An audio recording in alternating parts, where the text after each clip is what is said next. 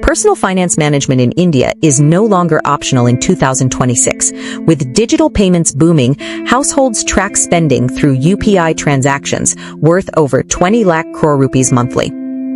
Despite high savings rates, only 27% of Indians understand financial basics compared to the global average of 42%, creating a critical knowledge deficit across demographic groups nationwide.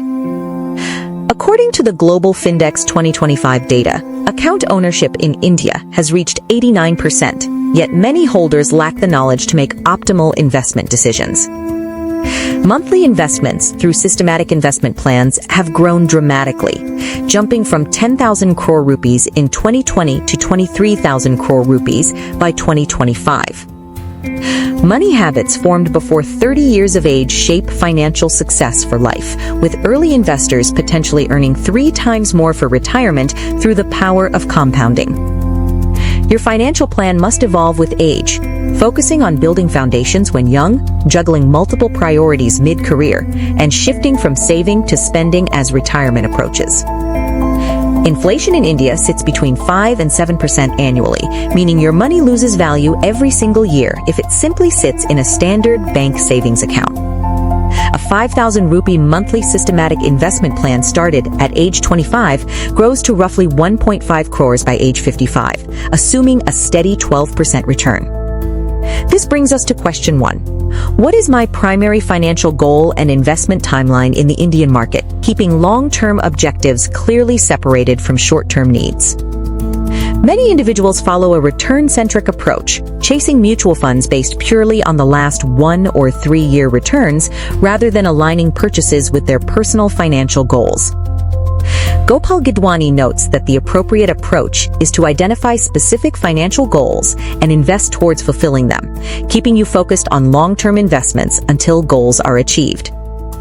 The personal financial planning journey begins by analyzing cash flows, making a statement that lists all income sources on one side and regular household expenses on the other side. If your cash flows are positive and income exceeds expenses, it is a great sign that you can officially get started with your personal financial planning investment journey today. The next step involves creating a net worth statement by listing assets on one side and liabilities on the other, ensuring your own assets outweigh what you currently owe.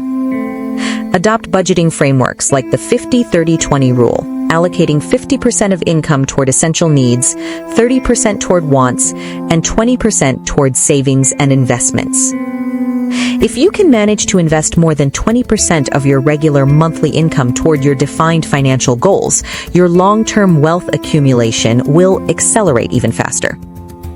Question 2 asks how Indian tax laws, including capital gains taxes like long-term and short-term capital gains, directly impact your net returns across different asset classes.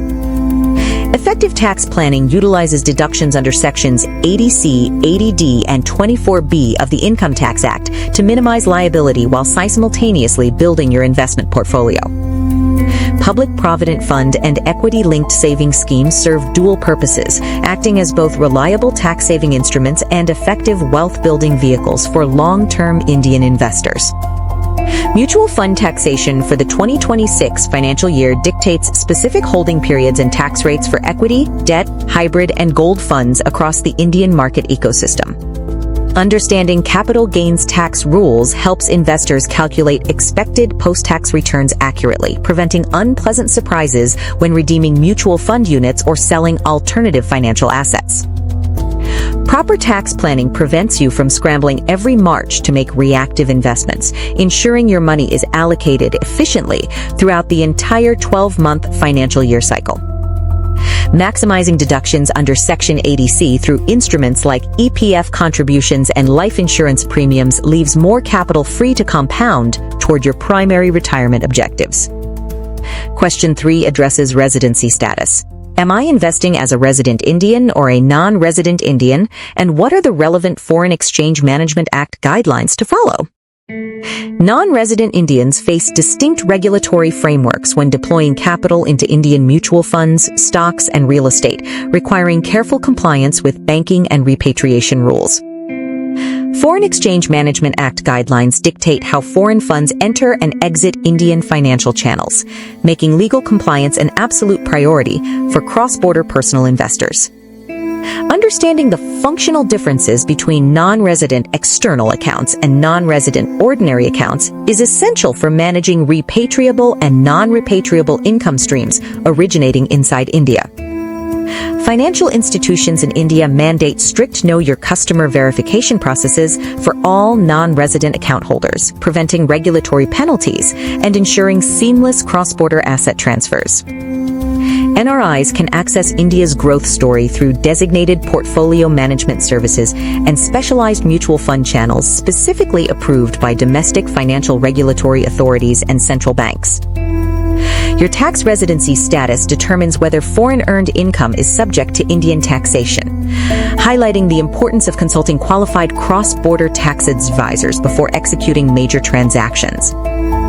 Question 4 evaluates personal risk tolerance. What is my true comfort level given the inherent volatility and rapid price fluctuations typical of emerging markets like India today? Emerging economies experience sharp market swings driven by domestic policy shifts, global commodity prices, and foreign institutional investor sentiment, testing the emotional discipline of retail investors. A structured financial plan stops you from making emotional investment choices during market ups and downs, keeping you following your systematic strategy instead of reacting to news headlines. Balancing risk and reward requires diversifying your portfolio across asset classes like equity mutual funds, fixed income bonds, public provident funds, and alternative investment assets. Asset allocation acts as your primary defense against market downturns, ensuring that a temporary slump in equity markets does not derail your entire long-term financial planning roadmap. Honest self-assessment of your psychological reaction to portfolio losses prevents panic selling during market corrections and protects your accumulated capital from destructive emotional decision-making cycles. Question 5 asks about liquidity. How liquid do my investments need to be? And what specific lock-in periods apply to tax-saving or retirement instruments in India? Maintaining an adequate emergency fund protects you when job losses or unexpected medical emergencies strike, covering essential living expenses without forcing premature liquidation of long-term assets. Tax-saving instruments like equity-linked savings schemes carry a mandatory 3-year lock-in period, while public provident funds require a 15-year commitment for optimal benefits. Striking the right balance between locked growth assets and liquid savings accounts ensures you can handle sudden short-term cash requirements without incurring heavy penalties or transaction friction. Traditional fixed deposits offer capital protection and premature withdrawal options, though breaking them early usually invites nominal interest penalty charges imposed by Indian commercial banking institutions. Aligning asset liquidity with your anticipated milestone dates ensures that funds for children education or home purchases are readily available exactly when those major expenses materialize. Question 6 explores fund selection. Should I choose actively managed mutual funds or passive index funds to build long-term wealth within the dynamic Indian financial ecosystem? Actively managed mutual funds rely on professional fund managers attempting to outperform benchmark market indices through strategic stock selection and tactical sector rotation strategies. Passive index funds replicate broad market benchmarks like the Nifty 50, offering lower expense ratios and eliminating the risk of underperformance associated with individual fund manager decisions. Evaluating expense ratios is crucial because lower fees in passive funds can translate into significantly higher net compounding returns over a 20 or 30-year investment horizon.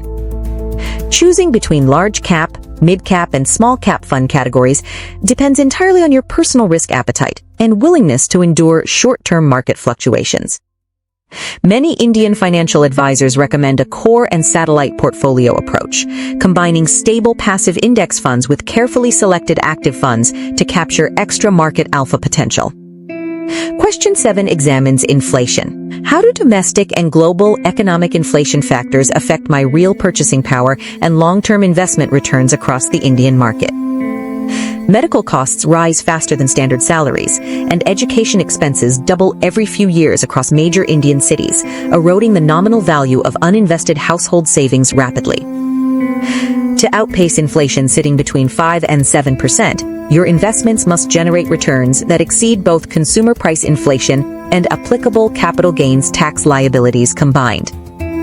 Traditional asset classes like gold and real estate have historically served as reliable inflation hedges for Indian households looking to preserve wealth across multiple generations. Equities remain one of the most effective long-term wealth generators capable of defeating persistent inflation, provided investors maintain discipline through inevitable market corrections and cycles. Question 8 investigates hidden costs. What are the expense ratios, exit loads, and transactional fees associated with my chosen mutual funds and alternative investment asset products? Even small percentage differences in annual expense ratios can compound over decades, slicing substantial sums off your ultimate retirement corpus if fees are not monitored carefully. Exit loads penalize investors who redeem their mutual fund units before a specified time frame, discouraging short-term trading and encouraging disciplined adherence to long-term financial plans. Opting for direct mutual fund plans instead of regular distributor plans eliminates broker commissions, saving investors valuable percentage points in annual fees over their investment lifetime. Finally, question 9 asks how all these pieces fit together into a unified, reviewable roadmap that adapts gracefully to changing life stages, market conditions, and personal priorities. By addressing these 9 critical questions regarding goals, taxes, residency, risk, liquidity, fund selection, inflation, and fees, you build an invincible personal investment strategy for India. Remember that time is your greatest wealth-building asset, and starting early with a disciplined, tax-optimized plan transforms modest monthly savings into lifelong financial independence and security. Take control of your financial future today. Subscribe to our channel, review your current investment portfolio against these 9 questions, and share your personal finance thoughts below.